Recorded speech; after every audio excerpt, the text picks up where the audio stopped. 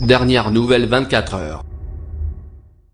Le leader suprême nord-coréen possède-t-il un Air Kim-1? Une photo de propagande montre Kim Jong-un dans le cockpit aux commandes d'un avion de ligne.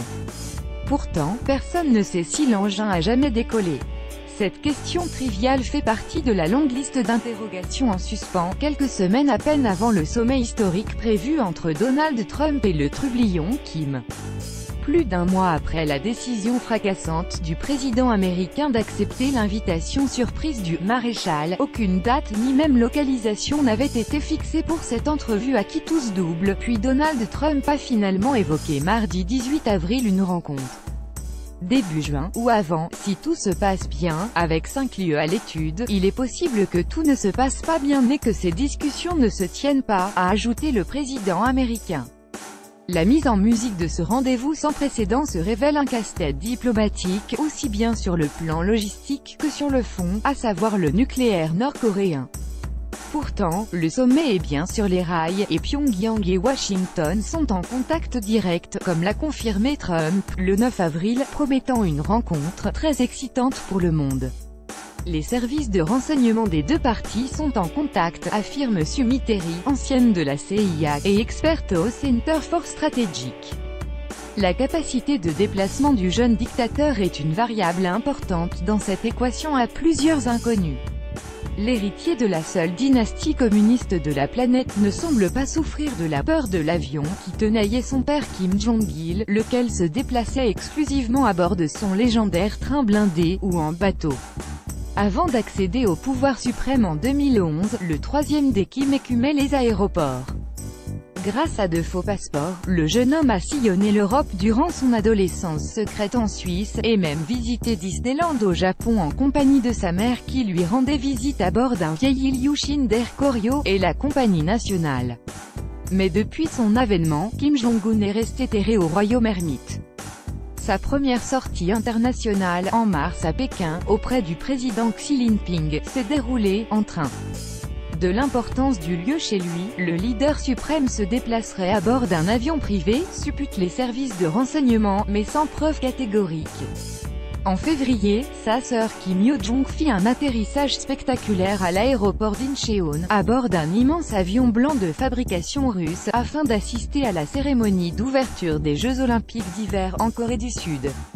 Le dirigeant suprême pourrait-il s'envoler à bord de cet engin pour retrouver Donald Trump dans un pays tiers neutre, favorable à la diplomatie? La Suisse de son enfance ainsi que la Suède, qui représente les intérêts américains à Pyongyang, ont proposé leurs bons offices. Mais Air Kim-1 a-t-il la capacité d'accomplir ce vol long courrier sans escale? Rien n'est moins sûr. Berne comme Stockholm serait prêt à prendre en charge son déplacement, mais cela représenterait une perte de prestige symbolique insoutenable, face à l'immense Air Force One de Trump. Cette hypothèse plaide pour une rencontre en Asie, sur un lieu plus proche de la péninsule. La solution logistique la plus simple serait une rencontre à Panmunjom, sur la zone démilitarisée, DMZ, là même où Kim rencontrera le président sud-coréen Moon Jae-in, pour un rare sommet intercoréen, le 27 avril. Comme une répétition avant l'heure du rendez-vous avec l'imprévisible hôte de la Maison-Blanche. Le lieu où fut conclue la fin des hostilités de la guerre de Corée, 1950 à 1953, aurait à la fois une forte résonance symbolique, tout en offrant les meilleures garanties en matière de sécurité. Les deux leaders n'auraient qu'à marcher chacun depuis le nord et le sud des barbelés, sous le regard de caméras de télévision. À condition que Donald Trump l'accepte. La Maison-Blanche aurait des réticences à tenir cette rencontre en Corée du Sud, de peur de dépendre trop étroitement de son allié et entremetteur sud-coréen. L'auteur de l'art du deal souhaite avoir les coudées franches pour son tête-à-tête avec l'homme fusée. Bousculer les codes des alternatives régionales se font donc jour. La Chine tente de s'immiscer dans le jeu, mais il est peu probable que Trump accepte de faire un tel cadeau à Pékin, en pleine guerre commerciale. En coulisses, Vladimir Poutine s'active pour amadouer Kim, et pousse pour une rencontre à Vladivostok, tout près de la frontière nord-coréenne. Mais les relations tendues entre Washington et Moscou sont un obstacle de taille. Alors surgit l'hypothèse d'Oulan-Bator, la capitale de la Mongolie. Les héritiers de Gengis Khan ont l'avantage d'être en bons termes avec les deux Corées, mais aussi avec les États-Unis.